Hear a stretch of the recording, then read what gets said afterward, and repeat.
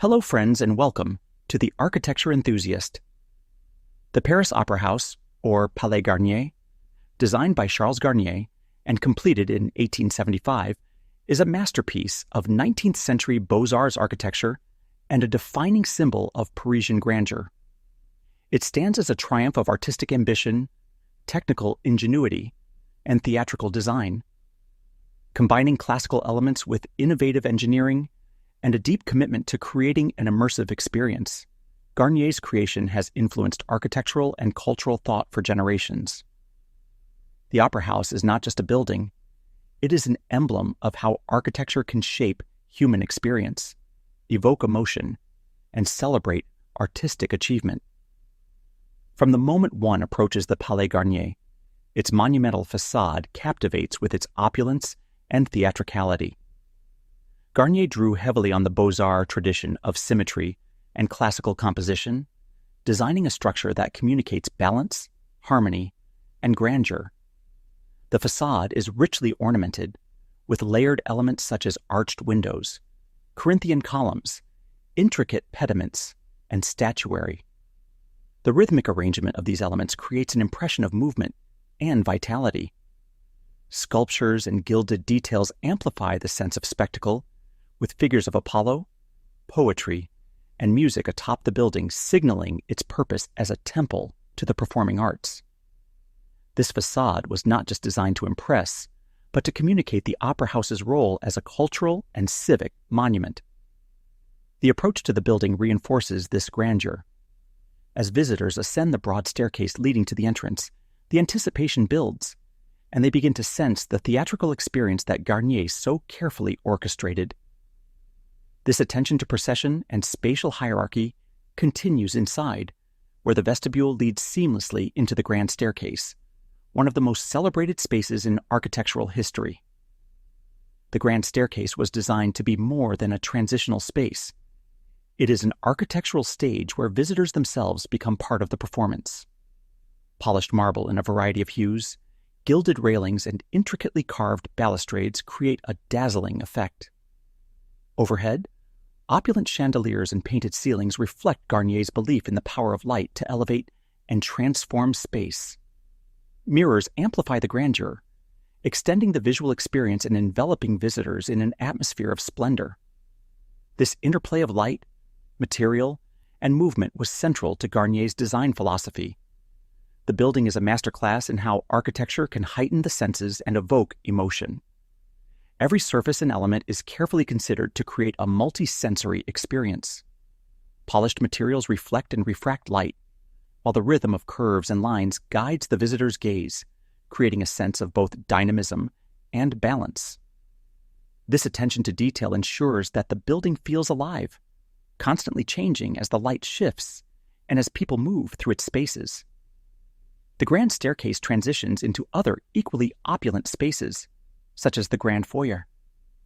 This long, gallery-like room rivals the great halls of European palaces, with gilded walls, mirrored surfaces, and ceilings adorned with richly painted frescoes. The grand foyer was conceived as a place for social interaction, where visitors could mingle before performances or during intermissions. Garnier's design here underscores the dual purpose of the Opera House as both a space for art and a space for society. The interplay of light and decoration makes the foyer feel almost otherworldly, a space designed to elevate everyday moments into something extraordinary. The auditorium itself is another triumph of design and innovation. Garnier's horseshoe-shaped seating arrangement was inspired by Italian opera houses and ensures excellent acoustics and sightlines for every seat. Red velvet, gold leaf, and intricate plasterwork create an atmosphere of warmth and intimacy, contrasting with the vastness of the auditorium. The dome overhead, later adorned with Marc Chagall's vibrant reinterpretation of Garnier's original ceiling, blends tradition and innovation, creating a dialogue between past and present. This space is not just functional but symbolic, designed to heighten the drama of the performances and envelop the audience in a world of artistic expression. What truly sets the Palais Garnier apart, however, is its integration of architecture, engineering, and art.